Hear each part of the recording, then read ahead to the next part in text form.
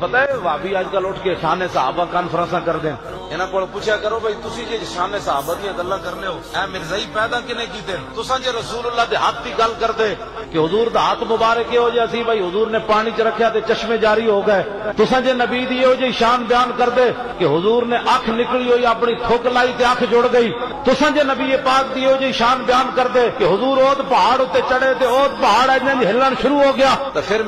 مرزا قیدیانی بھی سوچدا نا کہ میرے ہاتھ وچ کیڑی طاقت ہے تساں جدوں کیا نبی ساڈے جا تے پھر قیدیانی اٹھ کھڑا ہویا انہیں کہا جی ساڈے جا تے پھر مینوں بھی منو جدوں تساں اپنے نبی دیاں شاناں ہی نہیں دسیاں لوکاں نو کہ جناب صحابہ نبی علیہ السلام دی تھوک مبارک لے کے اپنے چہرے تے ملتے سن آج سویرے بیٹھ کے تسبیح پڑھ کے 100 باری درود شریف مسلمان سمجھتا میں حق ادا کر دیتا انہوں کہو جی ناموس رسول کی بات کہنا نہیں یہ ہمارا مسئلہ ہی نہیں ہے یہ مولویوں کا مسئلہ ہے اب بتاؤ جو صحابہ بدر میں شریک ہوئے وہ عہد میں نہیں ہوئے جو عہد میں شریک ہوئے وہ حنین میں نہیں گئے جو حنین میں شریک ہوئے وہ تبوک میں نہیں گئے جو تبوک میں گئے وہ جناب مسلمہ کذاب کے مقابلے میں نہیں گئے حضور کی ناموس کا مسئلہ اتنا بڑا ہے ورنہ رب العالمین نے تو بدریوں صحابیوں کو فرما دیا تھا حضور نے فرمایا اللہ نے انہیں جھانک کر دیکھا ہے جو مرضی کرتے رہے اللہ ان سے نہیں پوچھے گا ان کو سند بھی مل گئی پھر وہ جنگ یمامہ میں کیوں گئے وہ جانتے تھے کہ سب سے بڑا مسئلہ کائنات میں حضور کی ناموس کا مسئلہ ہے ہم نے اگر حضور کی آمد کے بعد کسی کو نبی ماننا ہوتا